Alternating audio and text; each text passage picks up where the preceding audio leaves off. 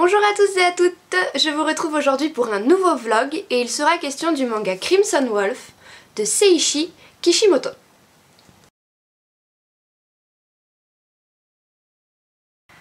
Alors aujourd'hui je vais m'y prendre un petit peu différemment d'habitude parce que je vais vous faire une critique donc de ces deux premiers tomes de Crimson Wolf. Il faut savoir qu'à l'heure actuelle il en existe 4 au Japon et que nous n'en avons que 3 en France, le troisième venant de sortir. Donc je vais vous expliquer pourquoi je n'ai toujours pas le troisième en ma possession et je vais vous parler de 2 ou 3 petites choses. Donc j'y vais un petit peu doucement parce que c'est la première fois que je vais faire une critique négative. Alors négative, oui et non, je n'ai pas apprécié ce manga mais je ne l'ai pas détesté pour autant. Il n'a rien de mauvais. L'auteur n'a pas fait un truc nul, mal dessiné, qui ne veut rien dire. C'est pas nul. Le problème c'est que j'ai pas du tout été réceptive à ce manga, mais pas du tout. Parfois voilà, c'est le genre de choses qui arrivent. Et là, alors de plusieurs choses. Déjà premièrement ce manga je l'attendais énormément. Avant sa sortie les critiques françaises l'ont encensé si je puis dire. Vraiment j'avais lu que du bien. Oh, le nouveau seinen de chez Kurokawa, il est incroyable, on sait même pas dans quelle catégorie le ranger tellement il est bien, il touche un peu à tout, il bouscule complètement les codes du genre. Et donc moi je m'attendais mais à un truc énorme, je l'attendais tellement ce manga mais j'en rêvais la nuit. Enfin voilà, j'étais vraiment très impatiente de le lire. Et quand j'ai acheté le tome 1, donc quand il est sorti 2 ou 3 jours après, je suis allée acheter le tome 1 et oui c'était claque. Bah, alors, je me considère pas plus idiote qu'une autre. Après, je peux peut-être faire fausse route, hein, je ne veux pas me vanter. Mais j'ai lu le tome 1 et j'ai pas compris. J'ai rien compris à l'histoire. J'en ai lu pas mal de mangas et c'est la première fois que je me sens aussi idiote parce que je n'ai pas compris l'histoire. En fait ça se veut se baser sur l'histoire du petit chaperon rouge, et encore quoique c'est juste l'histoire du loup et de l'agneau quoi, et encore dans le chaperon rouge, sauf erreur de ma part, il n'y a pas d'agneau, à moins que le chaperon rouge soit l'image de l'agneau, dans ce cas là autant pour moi, et je pense que c'est d'ailleurs ça le propos, mais je n'ai pas compris, je ne peux même pas vous faire un résumé parce que ce serait des résumés de peut-être tout à fait faux par rapport à l'histoire, je ne l'ai pas compris. Alors ce que je vous propose c'est de vous lire le truc qu'il y a au dos, là, le résumé qu'il y a au dos, et puis on en reparlera un petit peu après. Donc, dans un monde où réalité et cauchemar sont mêlés, Ayame, une jeune fille mystérieuse armée d'un poing américain en argent massif, se lie à Yoichi, un lycéen doux et craintif comme un agneau.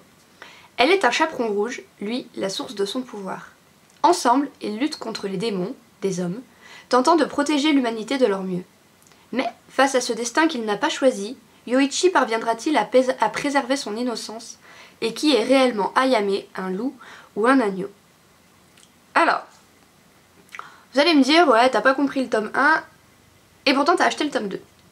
Alors, en fait, pour pas vous mentir, j'ai dû lire le tome 1 2 ou 3 fois, et je pense avoir compris l'essentiel. Ou je suis peut-être tout à fait à côté, je n'en sais rien. Vraiment ce manga me laisse perplexe. Du coup je me suis dit, bah c'est pas grave, achète le tome 2, ça se trouve c'est juste le tome 1 qui est un peu embrouillé parce que l'auteur il a voulu donner trop d'informations à la fois. C'est souvent que ça arrive, hein, un tome 1 vraiment embrouillé parce que l'auteur ne maîtrise pas sa scène d'exposition ou ce genre de choses. Je me suis dit, ne lâche pas comme ça, c'est un manga que t'attendais tellement, donne sa chance au tome 2. Alors autant le tome 1 je l'ai acheté tout de suite quand il est sorti 2 ou 3 jours plus tard, autant le tome 2... j'ai hésité à le prendre parce que un manga de nos jours c'est quand même un budget, c'est 8 €, hein, c'est pas rien surtout quand on est étudiant. Et moi je sais que maintenant je réfléchis avant d'acheter mes mangas. Et j'ai vraiment hésité à le prendre. Je l'ai pris parce que je me suis dit voilà c'est exactement ce que je viens de vous dire, c'était un manga que j'attendais tellement. Je me suis dit donne la chance au tome 2 quand même, ce serait loyal de ta part. Donc du coup j'ai acheté le tome 2 et je ne l'ai pas compris non plus. Pire que ça, j'ai même dû relire 2 fois le tome 1 avant de pouvoir lire le tome 2. C'est là où je me dis que... c'est peut-être pas qu'à moi que... j'ai d'autres personnes que je connais qui ont lu ces 2 bouquins et qui ont tout à fait compris, et qui n'ont pas compris pourquoi moi j'avais pas compris. Ça devient compliqué. Mais vraiment, on m'a dit, mais t'es bête quoi, c'est évident. Pour moi ça l'est pas. Et vraiment... ouais, je me sens pas plus idiot que quelqu'un d'autre. J'ai lu d'autres mangas, j'ai jamais eu ça. Je lis beaucoup de livres, j'ai jamais vu ça. Je ne comprenais rien, mais à un point où j'en venais à pas vouloir lire la fin, quoi, parce que je ne comprenais pas où l'auteur nous emmenait, pourquoi il nous y emmenait. J'arrivais même pas à me souvenir de qui était notre personnage principal. Enfin, vraiment, c'était catastrophique. Et du coup, j'ai pas aimé les lire. Forcément, quand on comprend pas où ça va, pourquoi ça y va et avec qui ça y va, je veux dire, on n'a rien de gagnant. Alors après, quand j'ai dit c'est une critique négative mais pas hyper négative, je vais quand même souligner un point très positif, ce sont les dessins. Parce que bien sûr, quand on achète un manga, on achète avant tout des dessins, enfin c'est un package si je puis dire, on a les dessins, l'histoire et la narration évidemment, mais je ne sais pas pour vous, mais moi quand j'achète un manga et que les dessins ne me plaisent pas, déjà pour commencer j'achète pas, parce que je sais qu'à un moment ça va bugger. Il faut que j'aime le dessin, parce que bah voilà, c'est des dessins, parfois les dessins parlent même plus que le texte un certain manga, donc si vous n'aimez pas les dessins forcément hein, le manga vous allez pas l'apprécier. Et là vraiment, mais il avait tout pour gagner ce manga, parce que les dessins sont énormes. Déjà je vais vous montrer la couverture du premier bien comme il faut. Je sais pas si vous voyez bien, mais c'est beau, c'est super beau. La couverture du deuxième aussi, elle est magnifique. Hein, et les dessins à l'intérieur, je vais vous en prendre un au hasard. Regardez notre personnage principal, quoi. Notre personnage masculin. Mais vraiment, j'étais très contente des dessins. Les dessins ne m'ont déçu à aucun moment. Regardez là, quand elles sont face à face toutes les deux. C'est beau, c'est très beau. Mais, comme je disais, autant je peux pas lire un manga... parce que j'aime pas les dessins, autant si on comprend pas l'histoire on peut pas le lire non plus et on peut pas l'apprécier. Alors maintenant, où j'en suis à l'heure actuelle vis-à-vis de Crimson Wolf. Avant de vous faire ce vlog, je ne savais pas qu'il était terminé en 4 tomes, en fait je pensais que c'était une série bien plus longue, et du coup, sachant qu'il se termine en 4 tomes, je vais les terminer. Je vais redonner sa chance à ce manga, ou je vais me redonner une chance à moi, ça dépend de quel point de vue on part. Je vais redonner sa chance au manga et ouais, je vais essayer de comprendre, de pousser jusqu'au bout. Donc ce que je vous propose c'est que je vous refasse un deuxième vlog quand le 4 sera sorti, enfin quand donc j'aurai le 3 et le 4 et que je les aurai lus et que j'aurai tout fait pour les comprendre. Ça se trouve je vais très bien les comprendre hein. Voilà, le problème que je me suis dit au premier tome où je me suis dit c'est peut-être la scène d'exposition qui est brouillée. Dans le tome 2, la scène d'exposition elle est encore là pendant un tiers du manga, donc je me dis si ça se trouve c'est vraiment ça. Après, je ne vois pas où l'auteur veut nous emmener. Je ne comprends pas, parce que déjà tout est dévoilé. Y a rien de... On n'attend rien là-dedans. Alors, est-ce que c'est dû au fait que je n'ai pas compris? On en revient toujours là, mais peut-être. Mais moi, je n'attends rien de ces deux trucs. Je me suis pas arrêtée sur un moment de suspense énorme.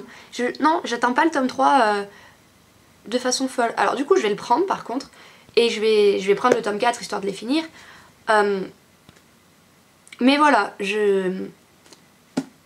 Du coup, par contre, comme je voulais sans cesse répéter, notamment sur mon blog, c'est une chaîne interactive et je veux des interactions, j'adorerais ça. Et donc du coup, si jamais l'un d'entre vous a lu le tome 3, parce que du coup le tome 4 on l'a pas encore, donc voilà, a lu le tome 3, ou a lu les précédents d'ailleurs, mais s'il vous plaît, dites-moi ce qu'il en est pour vous, parce que moi j'ai eu 2 ou 3 retours, mais pas plus.